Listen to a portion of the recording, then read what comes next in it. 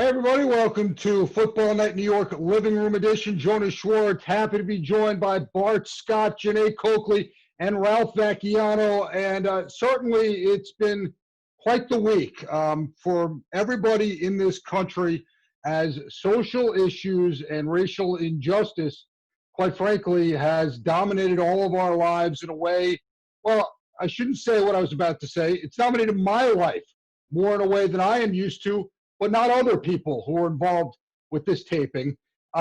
It's obviously been at the forefront of what our society is talking about, and maybe it always should have been. Actually, I shouldn't say maybe. It always should have been, but nonetheless, it has taken center stage in our world right now after what happened in Minneapolis and another unfortunate, incredibly disastrous death.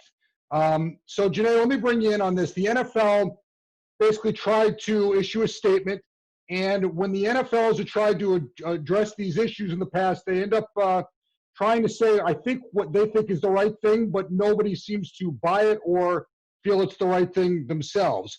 What was your reaction to what the NFL had to say, and do you think they dropped the ball here on this issue? 1,000%. I think, race is a very tough topic to talk about. It's very uncomfortable, especially if you're white. My father is black. My husband is black. My brothers are black. My son is black. I have seen differently because my skin is brown. And Jonas and Ralph, you guys are white. And by no fault of your own, you never have to deal with things that people with brown skin or black skin have to deal with. You don't have to worry that your son will leave the house and not come back. You don't have to teach your kids that, hey, you're going to be treated differently because of your skin color. I've been walking down the street with my husband before, who's 6'7" and has black skin. And women and white men have crossed the street. They've grabbed their purses a little stronger. They don't get in the elevator. It's a very difficult situation. And just like Jonas and Ralph, you don't have to deal with that. Neither of those white owners. But guess what? White owners, they have power. They can make a difference. They can change because 70% of their employees are going through the same thing. When Colin Kaepernick knelt for a peaceful protest for situations like this, for an unarmed black man not to be killed, he did that for that. It was a peaceful protest.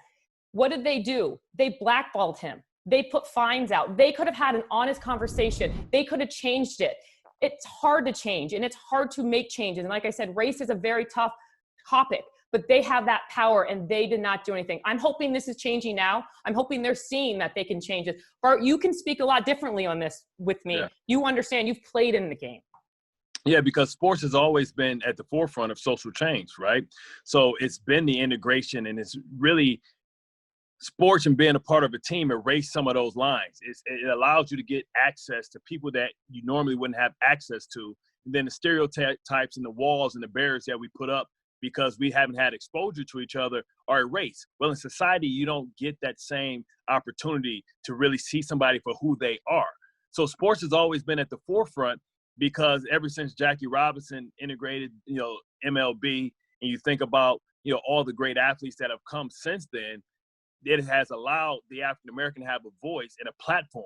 And all the great athletes, whether it was Lou Alcindor, whether it was Muhammad Ali, whether it was Bill Russell, they have all used that platform. And that's all Colin Kaepernick was trying to do.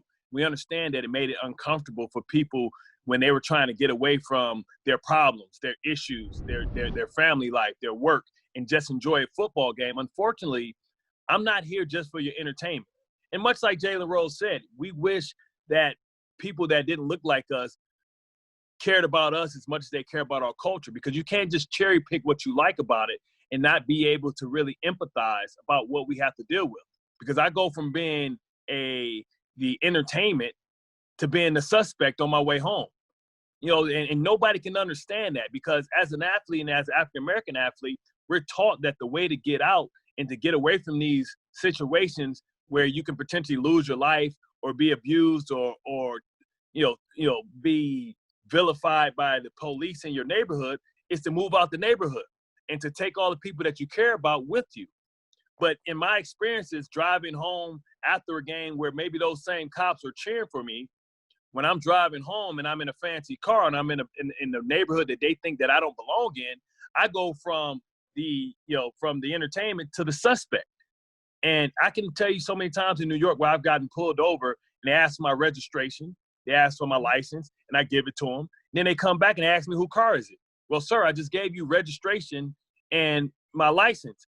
So you should know who car it is. So why am I being treated like this when you feel like you've done everything I'm supposed to do? Not only do I, contribute in the community, not only did I go to college, get an education, graduate, and become a professional and live my dream, that's still not enough. I'm still treated like everybody else. I'm still treated like a suspect. And people don't understand the frustration that goes within it, that not only to get out of the neighborhood, I got to be special.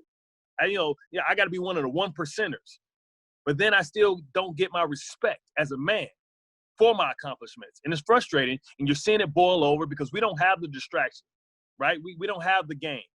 Because of this pandemic, it forced everybody to have to stop and focus and not run away. Because when you turn on the channel, you turn the channel. Sports are talking about it. When you turn to your local news, the news is talking about it. Talking about the disparity in healthcare, opportunity, the different classes, economic classes, how the COVID is also affecting people. Now you throw that on top of it, you're losing your lives. And now it's time for us to do the action steps, right? It's time for us to do the action steps. And the NFL comes off, their words ring hollow. Because 5 years ago, when Colin Kaepernick was trying to bring this issue to the forefront, you silenced his voice. Now, you can come back and say, okay, we did the Players Coalition with Malcolm Jenkins and Anquan Bolden, but that's not enough. Because now you have a man that paid the ultimate sacrifice, and he was doing what's right, and now he's been vindicated. Much like Muhammad Ali was vindicated when he said he wasn't going to Vietnam to kill somebody of color that never called him the N-word. So, like, Colin Kaepernick was doing what he knew was right, and he was vilified for it, but he's going to be vindicated at the end because now we see what he was fighting for.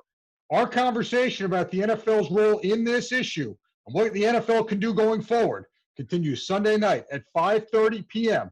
on SNY.TV and SNY's YouTube page.